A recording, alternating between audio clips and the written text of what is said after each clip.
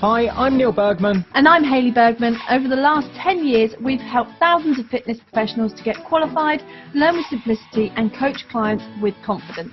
We're the first to say that learning and being a Fit Pro doesn't have to be hard work, and that with the right structure, support and resources, you can become a confident and knowledgeable fitness professional that is dedicated to more. So how do you learn, qualify and kickstart as a Fit Pro? This is the FitPro Sessions Podcast with Parallel Coaching. 5 steps to plan your FitPro success in 2021. That's today's episode, Hayley. That is. Welcome. Welcome back to Season 6, Episode 2. And last week, we had a huge response. Tons of people reaching out and loads, literally thousands of downloads.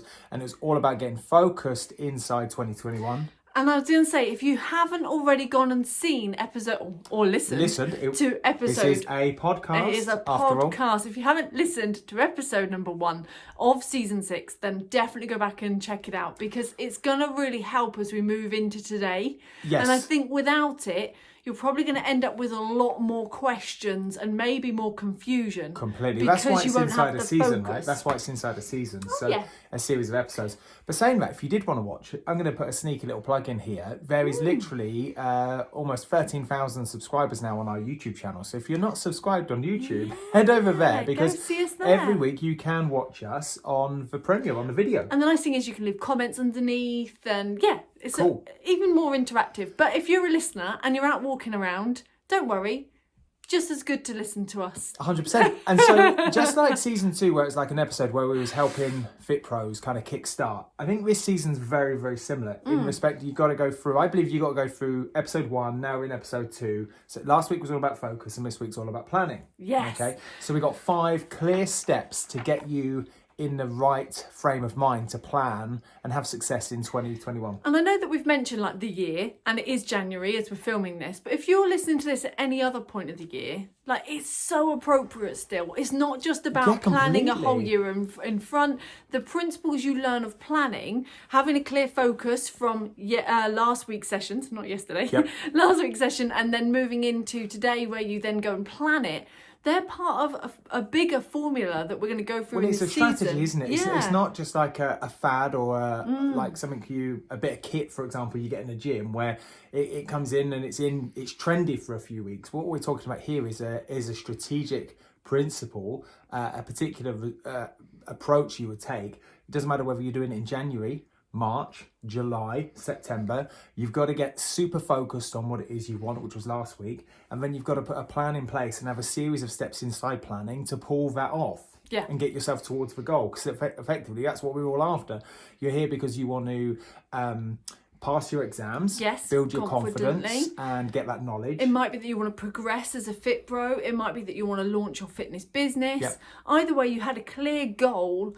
And we said, regardless of the pink elephant in the room, last week, regardless of this pink elephant trampling all over what might feel your goal or taking you on a bit of a roller coaster ride. And the pink elephant in this case was coronavirus lockdown. So you might have these things that change it. However, if you're focused on your goal, then that means that we can then create a clear plan that allows you to continue regardless of those obstacles. Yes, completely. And I think that's a really key part of a plan, is that it's solid enough that it can keep you going and it's rigid and has that support structure, but at the same time it's got a little bit of give that allows it to completely.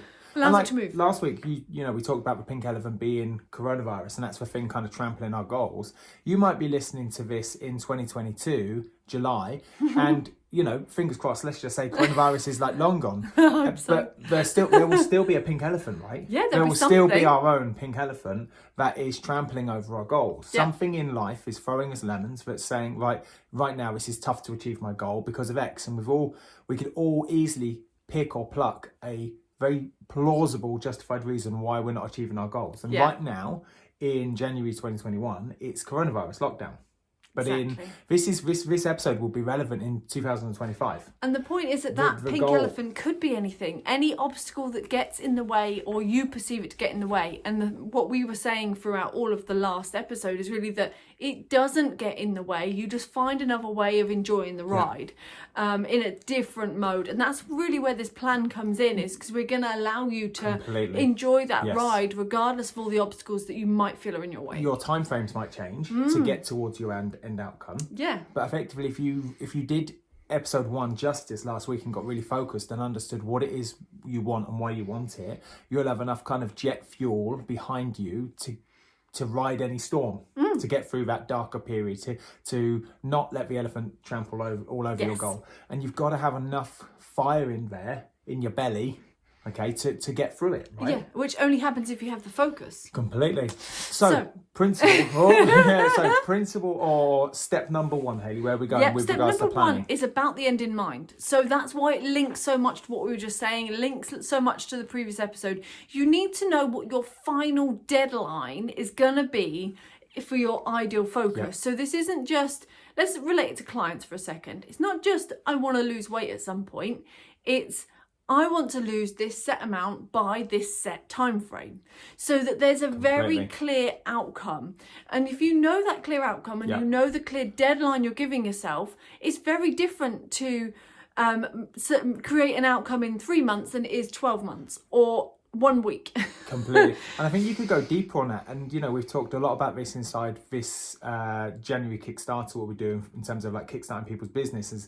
And we've talked a lot about this in blogs before and on the FitPro Sessions about this be, have and feel. Yes. So that end outcome with the end in mind, what are you going to be once you've achieved your goal? So, from a revision perspective, you're going to be confident. Yes. You're going to be somebody that's passed. You're going to be somebody that has more knowledge. And then you can say, well, what am I going to feel once I've achieved this? Well, I'm going to feel an element of pride. Yeah. I'm going to feel an element of confidence, or that I've achieved something that I'm really proud of. Or even down to like, I feel overwhelmed the fact I've passed. Or it could even feel that I feel amazing that I've passed. But likewise, you could go, I'm going to feel lost on what to do next. So what you're going to be, what you're going to have, and what you're going to feel. And I think when you get connected with your end in mind, I like that. Now you've got something to really hold on to, because you can see it, you can feel it, you could imagine touching it. If you were to touch your end goal, what would it look like? Yeah, if you could put yourself in it. Which we said about in the last episode as well, that picking yourself up and moving yourself into that 5 questions deeper, saying this is where I'm at. Everyone works with their different senses in different ways. If it was, if you were to give it a taste, what would it taste like? If it was to have a smell, what would it smell like? Completely. And let's just say, let's ride on that one. Let's just say, for example, of course it would always be chocolate, but let's just say like you obviously really like chocolate, and you attached that feeling of like it would smell and taste like chocolate. You're like, that's a really good thing. And when you look at gold, and also it's smooth and it's kind of luxurious, and it's kind of got this nice sort of like texture to it. Yeah, exactly. Which is comforting. So like that's all quite positive as a gooey feeling with it. From a goal attainment, exactly what you've just said. It's got this connection of positivity, of something I really want and I want to work towards. There's at no point during this first step of planning, okay, with the end in mind, that your mind or your brain would detach from that or recognize that as a negative association. Yeah. You're constantly associated with a positive of like, I want this goal, the goal attainment is here and it's going to feel like this, I'm going to have this, I'm going to be this person. If it had a taste, it would taste like this. It had a smell, if I could give it a colour, what would it do? I like that articulation of it. I like that you can articulate it in a way that you might not even say. It doesn't have to be the logical this. But you still want it to be measurable. You still want the clarity. Yeah, you still want that clarity. But that's why I think goals are very personal, because so many FitPros say to me, nobody's going to really understand my goal. Or a lot of people, when I talk to them about my goal, don't get me. And I feel that when I talk about my goals to some people, they look at me as if like I'm barking up the wrong tree. Like you've just said, you're going to the moon on a skateboard. Completely. Yeah. And you're just like, but no one is meant to understand your goal. No. So if you were to give it a colour, a taste, a smell, or a food, whatever, it's for you. It's for you to personally attach to. And I think, this first step of focus and having that end in mind, get really, really connected. So I know we're almost repeating a little bit of last week, but I can't stress how important that is. Yes, and I think the key also part here is that's different to what we said last time is now the deadline. We're going to need to know the deadline that you want to achieve this by. Or certain parts of this. So yes. With coronavirus, you might say, well, like, it's unsure the final time frame of that when, but you could have mini projects or mini goals within that. So your performance related goals, you could still diarise and say, well, in an ideal world, this would be 3 months from now, or in an ideal world, this would be 4 weeks from now. So you've got to have something to aim towards. But you might, at this point of like the current environment, you might be saying, well, my final kind of dartboard throw of hitting my final goal is a little bit unknown. But in order to get to that little bit of unknown of flexibility on date, I still must hit these milestones. And I'm going to say, you still have to know where that centre of your dartboard is. So you're aiming for it. Even if something else moves your dartboard, at least you've got something to aim for. And we say this to people with their exams all the time, that let's say you're taking your exam online, so you can book it whenever you like. The amount of times I've heard people say, I'm not booking it yet because I can do it whenever I want to. I'm not booked it yet, I can do it whenever I want to. So as a result, they don't start revising or studying or set a plan, rather than saying, I'm going to aim to do it 8 weeks from now. That's just my target. And then I can actually reverse engineer all of the things I need to do. That's what we're trying to talk about here, which will be the next couple of steps. You need to know something. Just give an ideal Which is date. why, I mean, a lot of our exams have gone online, and that's why we don't allow the learner, you guys, to actually go away and say, well, I can book it whenever I want. We actually say when your exam date's going to be, which puts a date in your diary, which now you can say, right, there's 10 weeks before the exam and there's 8 modules. I'm going to spend 1 week per module and I've got 2 weeks to fully revise at the end. Yeah. And the results for success goes up. We did that with a lady for one of our first online exams. Yeah. And she was, well, I'm going to say quite nervous, but she went and passed first time with like 98% or something like that. Yeah, it's fantastic. Yeah, so you've got to have a goal in there. And I think, whilst we can look at this kind of pink elephant coronavirus situation and say, and find all the reasons why it won't work, I genuinely believe if we've got enough focus, we can find all the reasons why it can work. So we can flip it on its head. Now, if we rewind back to March last year, I distinctly remember sitting in the office next door, kind of almost like, oh my God, I don't know where this is going. We had to postpone so many courses. How are we going to kind of survive, I suppose? There was so much in the news around different industries being closed down, being shut down. You can work, you can't work, don't go out, like loads of things. And whilst we kind of like, so much. I jovially joked, is that the right word to say that? About that? There was this huge element of anxiety of this, like predicting the worst and seeing a future-based event for what it could be. And something that we've talked about before, and I think we say it in every episode because it's been such an influence, has been the work from Tony Robbins. And whatever you focus on, wherever energy goes, that's where energy is going to flow. Yeah. And so, I really remember during like March and April that a lot of my energy, thoughts and emotions were going towards all the reasons why this won't work and effectively allowing the elephant to trample all over our goal. Yeah, now, and decide where you're going with it. Yeah. Oddly, well, it's not oddly, is it? If I looked at the revenue that month of April, was one of our worst performing months inside Parallel for almost 2.5 years. Yeah. And so you could look at that and say the situation is it was what am I looking for? A normal response to an abnormal environment. Yes. But ultimately, I was allowing that. You allowed that to happen by focusing on the things that you didn't want to happen. Completely. And it's things really that you were worried easy about. in this focus, this first step, to focus on all the reasons why it won't happen given the situation.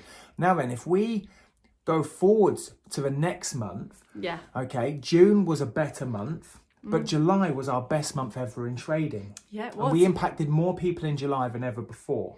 And I'm really... And nothing changed. The gyms are still shut. We still can do the training. And what's amazing is every month consecutive to that has increased again.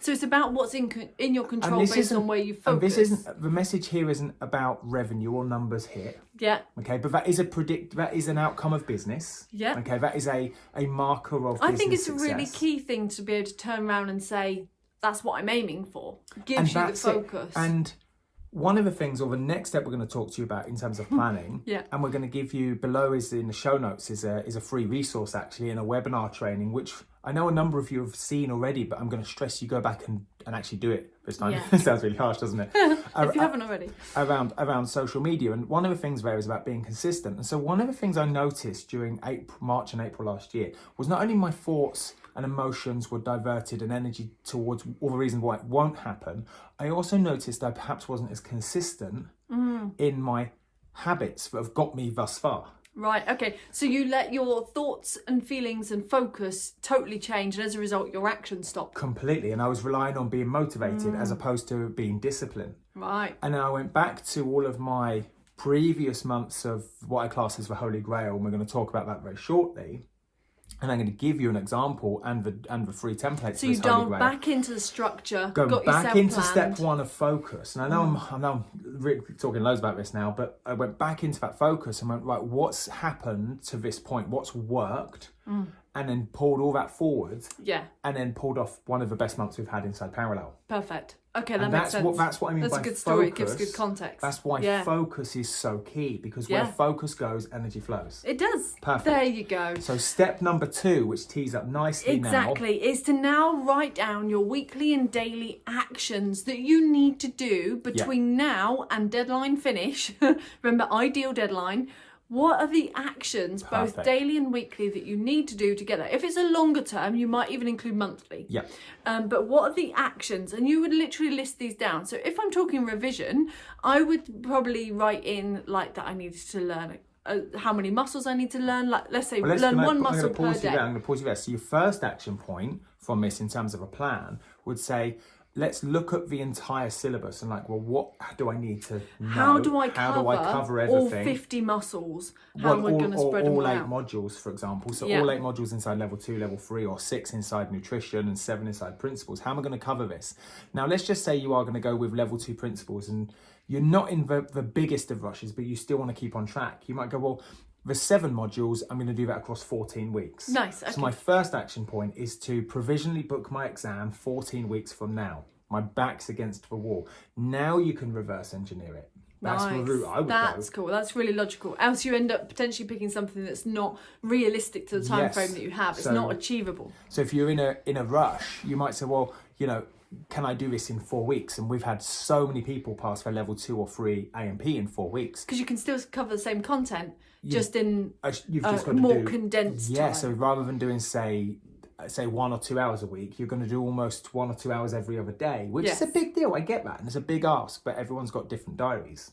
And that's what this is all about. It's about planning and scheduling your time. And what works for you. So that second point is really the weekly and daily actions that you're going to need to do in order to make that thing a reality. So if we reverse engineer it, you might say, well, in order to do principles exam in 14 weeks, I'm going to do 1 module every 2 weeks. So the first module, off the top of my head, I can't remember what it is. Do you remember what it is? About concepts or components of fitness. Components of fitness, there you go. Yeah, completely. So you might say, okay, so let's take the Revision Mastery Bootcamp.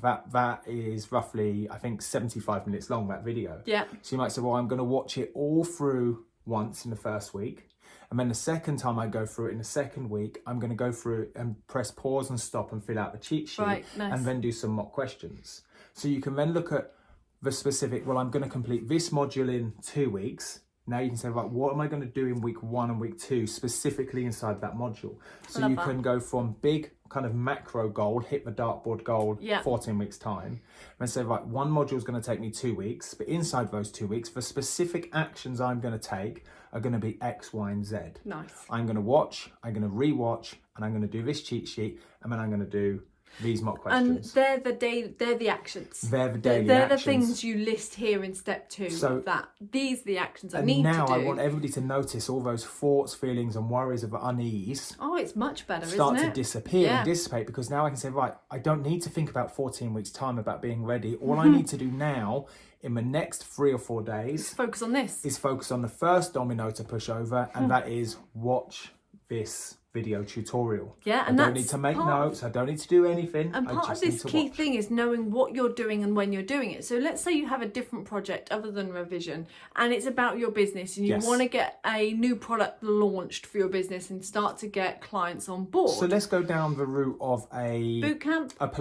online Pilates bootcamp. Nice, I like that. Like where you're going to do weekly sessions, support the people inside the group, package it all up, and you're going to have like a recurring monthly fee. I don't know, £49 a month. Perfect. Okay, so you go, well, that's my outcome. This is when I want to launch it by, which is really key to know, when do you want to launch it by? Yeah. But in order to get to launch date, which is your deadline, right? In order to get there, there's certain things that have to happen in a certain order. So you can't do it in a different order. You can't put the sales call at the front. That has to go at the end. Yeah. So now you have what we call a campaign plan, whereby you literally stagger out and time chunk how long it's going to take to do each stage of your campaign Just like plan. we did with revision just now. You have exactly you the have a revision campaign. That's what it would be called, a revision campaign. That. And so like, I love that, because so many fit pros, I see it, and we talked about this last week about the yes posts and the no posts. Yeah.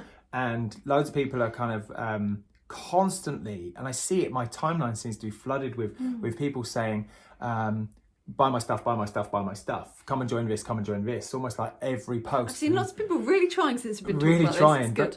But those types of posts really fatigue your audience. Whereas when you put this into a campaign and you say, right, 4 weeks from now, so let's just jump back a minute. Let's just say you're constantly asking. Yeah. So asking for a buy, asking to sell, pitching to You've somebody. got no strategic campaign.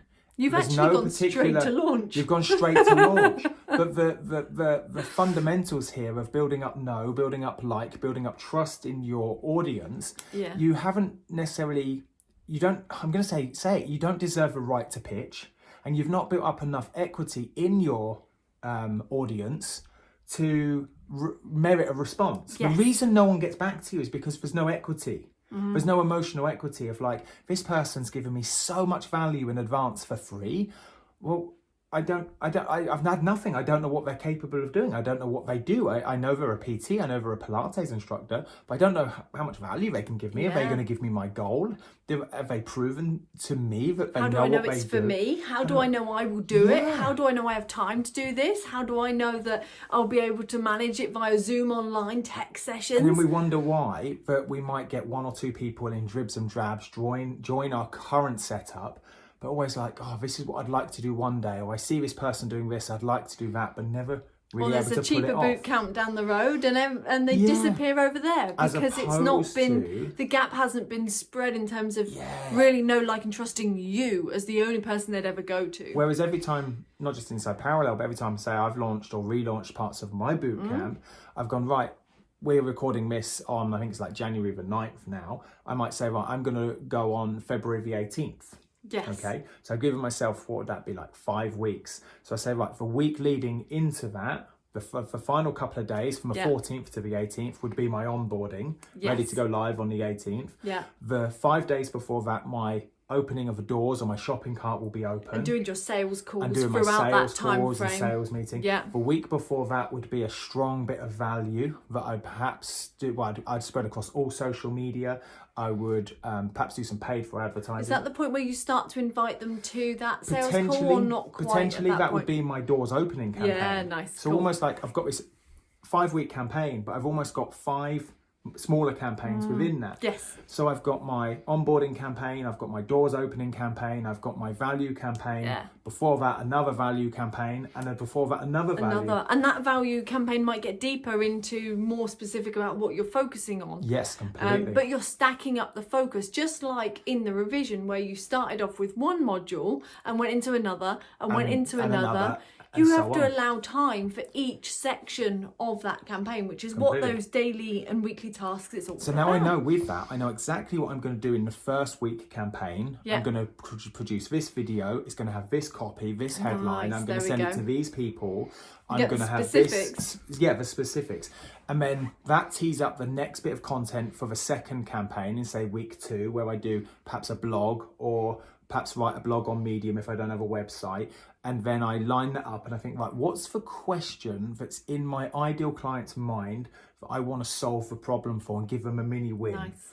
and then I do that again in the 3rd week campaign, and then I'm going to do a little pitch, and then I'm going to have my doors opening campaign, and it's strategic, and like that's how what you just said then was golden. By the way, what I went on to do, this is about you. I want to help you, because I know that every time I've done that inside Neil Bergman Coach for my stuff, I've always asked for, say, 12 to 16 new clients, and I've always got 12 to 16 new clients. If not more on a waiting list. And every time we've done that inside Parallel, take the Squat Assessment Bootcamp.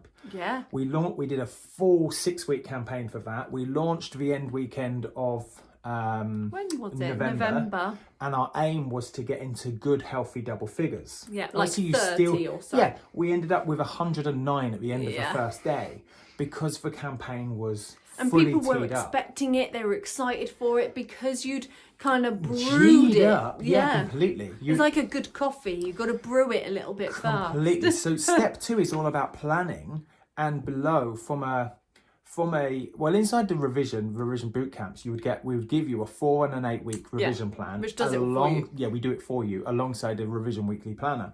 But for those kind of wanting to kickstart and develop their FitPro business, even if you're just after a few people, no matter how many people you're after, somewhere around this training, video, depending on what social podcast, platform you're listening on, will be the links. Hit the show notes. There'll be a link in there, and that link will take you to a training that Neil done all about how to create this plan. This exact plan, how to set your time frame, how to know what to put in each day, and I know what some social people media. are thinking right now as they listen to this. They go, I've listened to that, it was really good.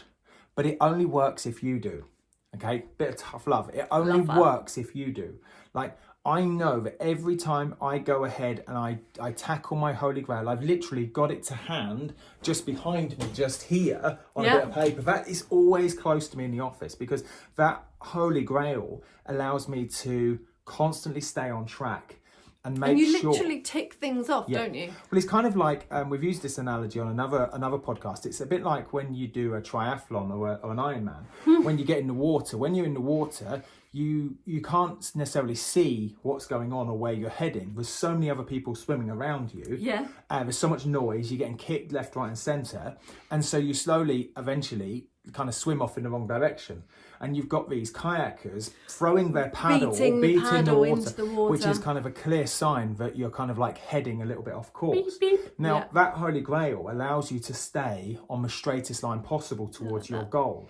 It also reminds me of that, like, you're at 1 kilometre, you're at 2 kilometres. Yes, completely. You're at 3 kilometres. Like, it's like that tick off, isn't it? And so every day I glance down at it and I go, cool, I've got it. I've got all the social media handled. I've got my emails handled. I've got I'm going to say it's like a really sexy to-do list.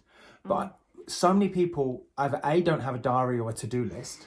And so many people keep it locked up here and then beat themselves up. So for those of you on audio, up between your left ear and right ear. It's Neil's head. Yeah. And then that causes a huge amount of anxiety, because you're constantly having to remember it, and you're constantly thinking about what you've got to do in the future. Yeah. Whereas when you drop it down on a bit of paper, like the Holy Grail, the training you've got access to, you don't have to remember everything or anything. And also, you don't have to change your mind. The decision is made, it's there, it's done. You now just got to follow through and do it, which relates to the next one. I can logically look at it and say, rather than keep it all in my head and try and think about the strategic steps, I map it out on a bit of paper or on a big whiteboard and say, right, if I put this message out to the marketplace, what's that really saying to the marketplace, and what am I trying to overcome in my ideal client's mind? Nice. Is it an internal barrier? Is it an external barrier? Am I trying to talk about the way I'm going to achieve their goal, the vehicle? Yeah, I like that. And then I can say, well, I need to answer this question and this question and this question.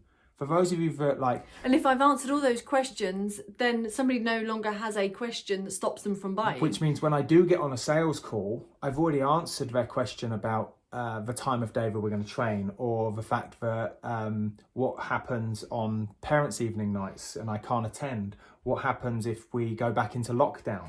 And there's a lot of questions that come up before they know it's a good fit for them and that you're a good fit with them. So if you take, for example, dating as a really nice example for this, you don't meet somebody and the first time your eyes lock across the room. Like, well, they did with us, Hayley. Ring is on the... Then it's not ring on the finger instantly and children on the way, already drafted up your first house agreement and know everything that's going on. You're still on the first coffee date. Yeah, exactly. It doesn't work like that. No. And it's not the same with your clients. It takes many touches in order to be able to build up that relationship with your prospective client. And that's what we're doing here in a campaign. Gradually that's what we're doing here right up, now. Yeah. Well, it's building up the know, like, and trust. It's building up that sort of date before, and all the questions that you'll ask each other to find out where this is heading along the way, and know you're both on the right track together. So, which I like that as an analogy. Step number 2, like, it's so we definitely exist. It's so cheesy to say this, but you know, without a plan to fail. But the plan, another cheesy quote, like you no longer have to be motivated. You just got to be disciplined to look at the plan and crack on. Oh, that's even a later step as well, Neil. Oh, I'll leave you. I'll pause it. So pause it. Okay, so we're now on step number 3. Neil can't read my writing. I can't. I'm looking at the notes. I'm like, I don't know what step number 3 is. We've done 2. Step number 3 is a much shorter in principle, is the fact that it's carve out time. So now that you know what it is you've got to do each week, you now need to carve out time in your day to go and do that. So when Neil was saying about social media, for example, and making sure that there's this plan in place, it doesn't mean that when your alarm goes off at 8 o'clock on your phone, you've now got to make sure that post goes on. You've got to create it at that moment. You might schedule them all by blocking out your time earlier in the day or later in the day, and having a time where you go and create all of your content. So I've experimented with this, and I'm really content with how I've got it now. But so my plan, what I do now is every morning I get up, and the first thing I do with a cup of coffee is I just double check that today's content is ready. So you compare it to your Holy Grail, which was the plan from the last step. However, but it's already created. Nice. Okay, so then I go and create the next couple of bits of content for a few days ahead of me, and I schedule it. So you're almost like a couple of days ahead of yourself. At the moment, I'm really enjoying being just 1 to 2 days ahead of myself. And whereas, say, if we go back a couple of months, I was at least 3 to 4 weeks ahead of myself. Well, so many changes now. And so there's been lots of changes. What I'm reluctant to do is to kind of like plan that far ahead, because the moment we come out of, say, a national lockdown, various algorithms are going to change on social media, the messages are going to change, and we're going to some content will change. So I want to be reactive, and I'm actually really enjoying being reactive as opposed to responding. Okay, nice. Which is a different approach. But either way, you've carved out time to do that first thing in the morning. Yes. But it only happens. This one step is the bridge between making something a plan and pulling it off. And And if you don't schedule that time, it doesn't get done. And I know what you're thinking. You're probably going, it's all right for you guys, you don't have kids. It's all right for you guys, like, you've got time. It's all right for you guys, this is your full-time job. Like, there's always a gazillion... We've got a full-time third person in parallel. Yeah. Like, there's always, every household, every individual, okay, has their own issues, their daily worries. So everyone has a pink elephant. And everyone has a pink elephant. And something my coach says to me is like, whenever I do pull out those quite plausible reasons of why I can't do something, he always reminds me that I'm being a bit of a snowflake. Yeah. So by snowflake, you mean that you think you are totally individual, totally unique? Yeah, because every snowflake is a completely unique ice crystal, whatever it is. And I'm just like, oh God, come on. Give me a break. But everyone has that kind of snowflake syndrome. And also, I have to say, if you think you're too busy to put something in and carve it out, there's a saying that goes, if you want something done, give it to a busy person, because they get it done. They understand this time management, which is all about step 3. So completely. Step 3, I think, is quite straightforward. However you decide to carve out your time, whether you write it in a diary, schedule it on your calendar, put reminders on your phone. And we do that. I do reminders on my phone. Oh, my time's blocked out all day long. And I think it's key. I think, one of the things, again, like my coach says to me, following on from this, just to end it, was like, if I don't carve out time and make it happen, it's not a priority. Yeah. It's not a priority. Things that get diarised get done. It's things that get diarised get done. And so I need to go back to step number 1, which is about focus. And I need to go back to last week, which was all about focus, and truly get focused. Because what I'm really saying is, I don't want my goal. If you don't get to step 3 and don't complete step 3, you didn't want the goal. You didn't want the goal. And as harsh as that seems... Well, we've been there many a time before when Neil said to me, like, Hayley, you really need to implement this in what you do daily. Like, and I'm like, yeah, it's really, really good. I'll do that. And then, like, he's like, so did you do it? And I'm like, no. And he's like, so did you put the date in your diary to do it? No. And don't get me wrong, like some things are like... Because it wasn't important to me. Yeah, we get distracted and things crop up, and some days the day does take over, and that's okay. And some days your plan might not go to plan, and some days you might not get your revision done but you had planned, and some days you might have said, right, I really wanted to get a couple of posts out on social media or record a video or do whatever, and it didn't happen, and that's okay. But as long as 80% of the time it happens, that's it. It doesn't need to become a habit. It needs to become a discipline where you go, do you know what? Every now and then, once a week or once in a while, that's okay. It's not the end of the world if it doesn't happen. But 20% of the time like that, okay, cool. But 80% or more, you want to be at the point whereby you can be like, I schedule to do it because it's important and I get it done. But also one of the things I want to add massively nicely in here is your clients are enlisting your help as a coach. They're seeking your mentorship, your counsel, because you actually demonstrate traits of consistency. Ooh. You demonstrate traits of determination. You demonstrate characteristics of being tenacious, following through on your goals. Because effectively that's what they really struggle with. They struggle with making a goal. They struggle with breaking that goal down. They struggle with the logical steps of taking action. They struggle with the day-to-day tasks of shopping, of recipes, of cooking, of planning.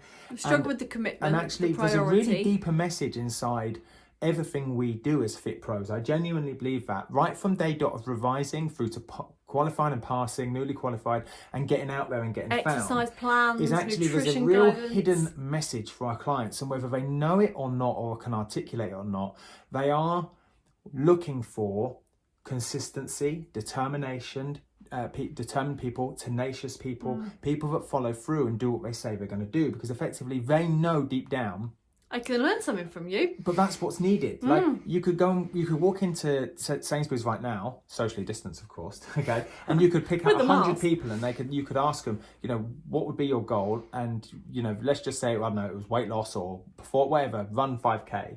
So right, what's one of the many things that will help you get you there? And they're going to go, you've got to be consistent, you've got to have a plan in place, you've got to have somebody. I'd like someone to show me what to do.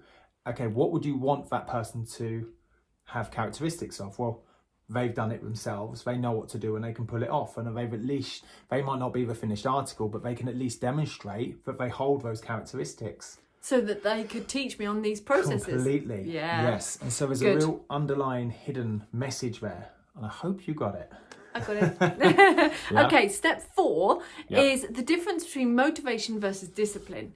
So now you've got your plan. So let's just recap. Number 1 was focus. Step number 2 was about making sure you have your plan in place where you know your weekly and daily activities or tasks you need to do. Week 3 was to then step 3 was to diarise those. And step 4 is that motivation versus discipline. I'm going to say straight away, there's quite a few things in my day that I don't particularly feel motivated to do in terms of inside parallel. It's not like, yippee, I'm going to go and do that. Yeah, but I'm disciplined. Even down to yesterday, I went for a run. It was at the end of the day, okay, which is a little bit, it's unlike me to go for a run at the end of the day, but that's the only time I could fit it in. Right, and it's a priority to still do it. And it's a priority to still do it. It was raining down here in Plymouth. It was cold. Dark. It was pretty much dark. I'd seen mates that had already been out for a run and come down off of kind of a lowland parts of Dartmoor with ice in their hair. So I'm like, this is not sounding great. And it wasn't about, I didn't need to feel motivated. There was not 1 ounce of me that was like, this will be fun. But it doesn't sound like fun in my head. You hadn't been looking forward to it all day. No, but I hadn't even been looking bad on any way to it. I just knew that it was going to happen because I'm disciplined. That's what I mean. It wasn't like, I have to feel motivated, I have to be revved up, ready for it. I wasn't. So when you said I'm really looking forward to it, I didn't look forward to it at all, because I didn't look back to it at all. Yes. Does that make sense? Yeah, definitely. I just went and did it. Yeah. And got it done. And then that's the message. And that's here. discipline. And that's discipline. So and I think that's what creates habits. And knowing that it's okay. I think a lot of people, when they are putting those tasks down that we said you're going to do, and you go, these are my weekly tasks, you'll know if some of those things kind of excite you enough that you feel self-motivated to go and do straight away, or self-disciplined to go and do. But that's why we had the Carve-Out Time, was so that you can start creating a disciplined routine whereby you go, that you're not used to. These are the things I'm going to do regardless of how I feel. Now, as soon as you phrase it like that, regardless of how I feel, in spite of how you I might feel. have a day where you feel on fire and absolutely amazing. Bam. Still going to do the same things you said, compared to if you have a day when you feel groggy and frumpy and having like a achy day or whatever it might be, DOMs through the roof, grumpy as hell. Doesn't matter. You still do the same things. And it's actually on those real groggy days when you still go ahead in spite of how you feel and you take action. That's actually when your habit and your discipline and your results get pulled off even more. Yes. Because you've done it in at the hardest stage, in the darkest day, you can get the lightest. Whatever, the darkest Out night. of the darkest night comes the lightest light. Yeah, there you go, something like that. And also what I love is that there's so many different examples of this in your world. So if you say, I could never do that, I've always been really reactive, I've always like Perfect. just go I like off this. how I feel. Yeah. Like, let's say you just always go off how you feel. I can guarantee there's lots you do from discipline only. So you brush your teeth every day. You probably have a shower every day, maybe twice a day, whatever you choose. You have lunch every day. You make a certain type of dinner, or you make your coffee at a certain time. Yeah. It's discipline regardless of how you feel. Completely. I think it's just such a key thing to. You might even have this as like your screensaver on your phone, like just to remind yourself. Like if I think back to like I don't know, like early 2000s when I was learning and come out of uni and like growing into like first stages of being a fit pro, I didn't like learning. I'm going to be really honest, but I knew that it would benefit me. And then when I first started like reading, I'm not a very good reader, which a number of you know, and I just remember feeling of like, this is hard work, and it was so easy to not do it. And then the more I created this discipline of going, I'm going to do it in spite of how I feel, and I created this habit, I now find myself almost 2 decades later churning through books like no tomorrow, and almost choosing to do it. Like once we finish recording this, the first thing I'm going to do is I'm actually going to go out for a walk and listen to a audio book, and I'm going to spend 45 minutes just listening and walking and reading. I love that. Why? Because I've built up this discipline of actually like there was a point where I didn't enjoy it, and now I absolutely love it. You're not meant to, I don't think, necessarily enjoy it and fall in love with something straight away. Does that make sense? Like the first part of learning anything, whether it's tying your shoelaces up, riding a bike, learning to read, something on a computer, a new bit of technology, learning to cook, you're going to mess up so much in the first few days, weeks or months. And yet we attach this thought, feeling and emotion, but because I'm not very good at it, then therefore I'm never going to do it again. Or that you shouldn't do it. Or you shouldn't do it. And so you I'm should not wait motivated. to feel good about it. Yeah, so I got to wait to feel good, as opposed to going, I'm just going to do it anyway. And even though I suck at it right now, I'm just going to keep going and beat on my craft. Yes, which is what I love for step 5. Tee it up then. Tee it up. Because you were segueing there nicely. Oh, we almost got through the whole thing. Anthea would be proud. Is to just start. Just press play now. Just press play. Just do it. So step 5. You've got all your plan in place. You know that it's not down to feeling good. You've got your time mapped out. You know exactly what you want to achieve. You know why you want to achieve it. All that is left to do is to take the action. And I think that's what people are, I don't know, maybe afraid of most in terms of like... Don't stop at that bit. If I take action, is it fear of failure? Is it fear of success? What will I think of myself? Will I judge myself? Will others judge me? Imposter syndrome, and that kicks in now. Makes it real too, right? It makes it real because now... At this moment in time, steps really 1, 2, 3 and 4, only you ever see or feel, and to a degree could all still be up in your head in terms of your plan. I'd stress get it down on paper and show somebody, because the moment you start showing other people is the moment it becomes even more real.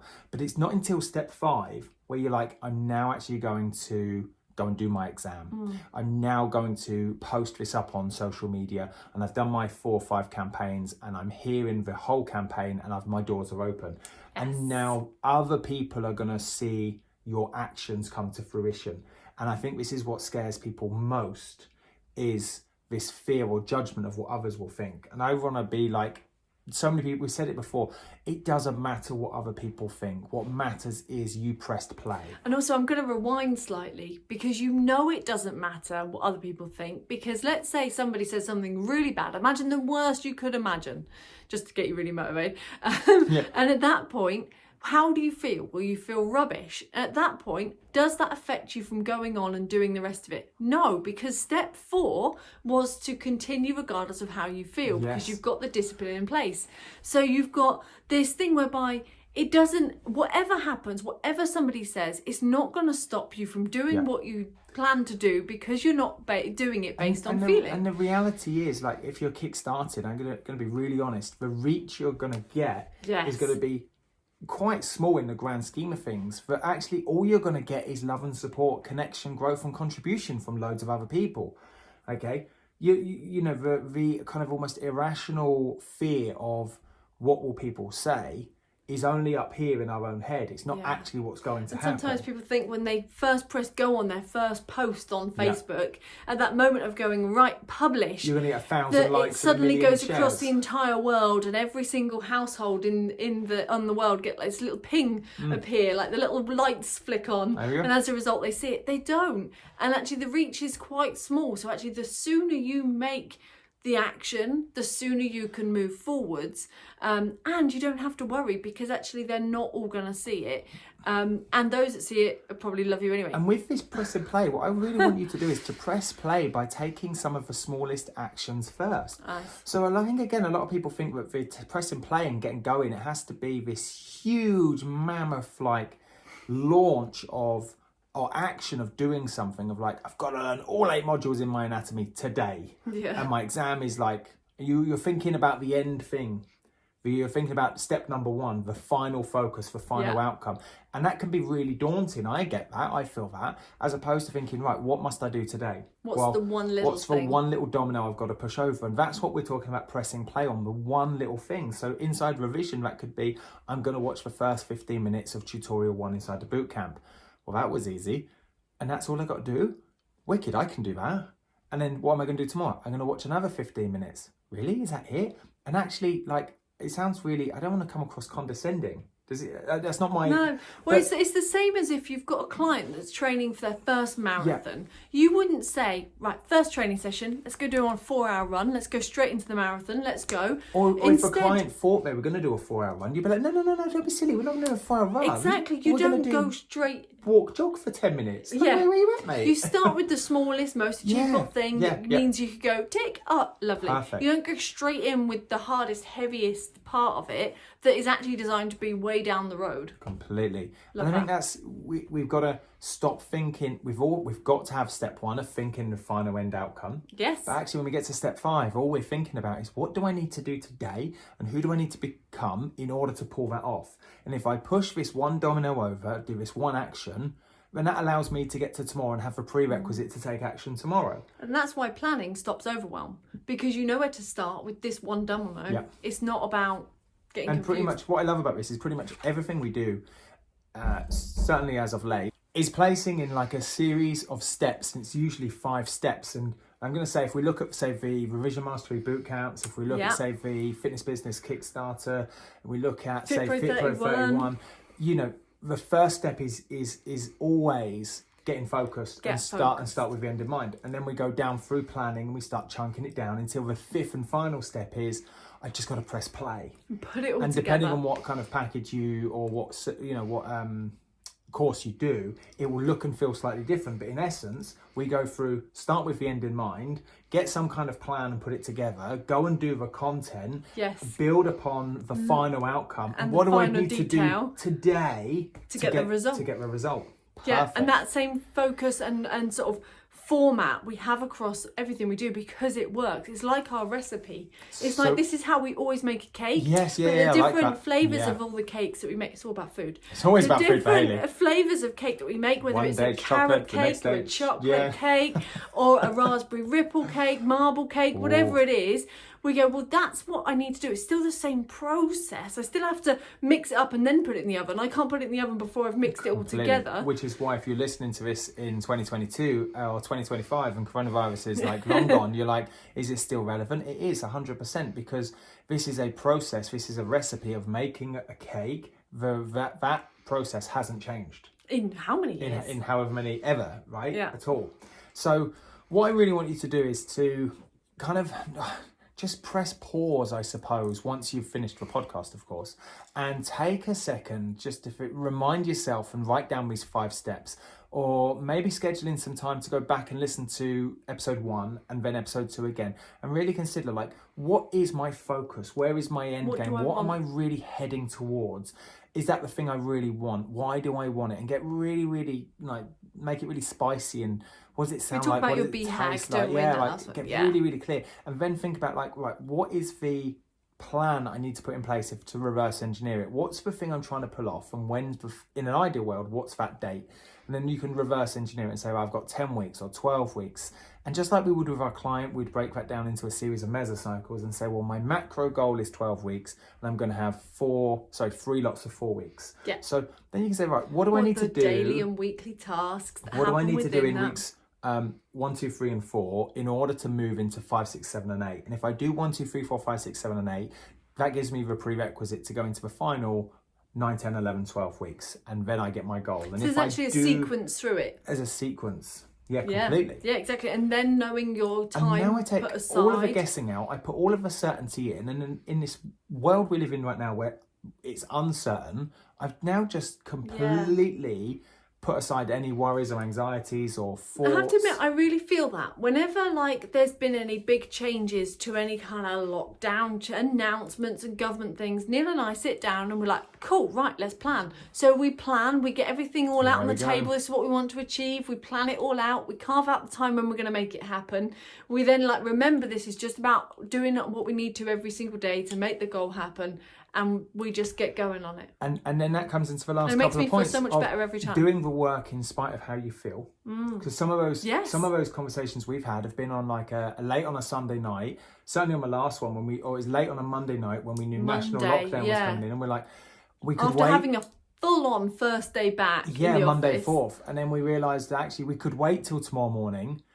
But actually, it needed to be done now. It stops your brain from racing. And we literally just went on a whiteboard and just dropped everything down on this huge whiteboard in the office. And suddenly you're like, okay, I can see clearly amongst this chaos because I've got focus. Don't sing. Amongst the focus and then the time frame, where you can go back to the plan. Yeah. And then from you press play. We woke up Tuesday morning, right? Let's press play. Go. Let's go. Almost as if nothing had happened. Not old plan, new plan. Completely. Yeah. So I hope those 5 steps are super, super clear for you. Yeah. And the main thing of those 5 steps is not to overwhelm you with a ton of things to do. No, it's actually, it removes the overwhelm. So if you've just gone, oh my God, I don't have any time for this, or where am I going to start? Start at step 1 and just take your time. It's so true. Go through each bit and just trust our process on it, because it's worked not only for us, but thousands and thousands of Fit Pros, whether it's for their revision, and inside their our studies, the qualifications they've done with us. So I want to invite you to put your skepticism on the shelf, okay, and just have a go and see how. Do it for a number of weeks or a couple of months and just give it a test drive, because I guarantee you're going to get further than if you don't. Get further than if you don't. If you have enjoyed today, I really want you to drop a comment on social media somewhere, whatever platform you're on. I'd love it for you to, if you know somebody that would benefit from this episode or FitPro Sessions, drop them a message on Instagram or Facebook or WhatsApp, email. Send it to them and say, I really think you'd like this. And let's try and get as many people listening into FitPro Sessions as possible, because the more people we can reach, that's one of our goals this year, is to reach as many people as possible. You can also tag us in at Parallel Coaching on any of your platforms as well. At the end of the day, it's a free resource. There's a ton of value in here. There's so many golden knowledge bombs in every FitPro session. I know anyone looking for a career change, whether it's in fitness or not, can grab something out of this. Yeah. Anybody that's looking to learn something new can grab something out of this. You just take the word fitness or anatomy and you input your particular thing, yeah? Or if you're looking to grow a small business, whatever business, you just take out the word fitness and you put in plumber. I was going to say plumber. Do you see what I mean? Yeah. So we'd really, really appreciate it if you did that. Yeah. There you go. So share that with other people that you know. And if you're watching on YouTube, then make sure you hit subscribe, because then you can get this podcast as a reminder every single week when we go live, and any other videos we do. And there's loads of awesome stuff on there. But also, if you haven't already left a 5-star review on iTunes, then make sure you do that too. Cool. And with that, we will see you bright and breezy next Thursday for episode number 3 of 4. We will see you then. See you later. Bye. Hi, I'm Neil Bergman. And I'm Hayley Bergman. Over the last 10 years, we've helped thousands of fitness professionals to get qualified, learn with simplicity, and coach clients with confidence. We're the first to say that learning and being a Fit Pro doesn't have to be hard work, and that with the right structure, support and resources, you can become a confident and knowledgeable fitness professional that is dedicated to more. So how do you learn, qualify and kickstart as a Fit Pro? This is the FitPro Sessions Podcast with Parallel Coaching.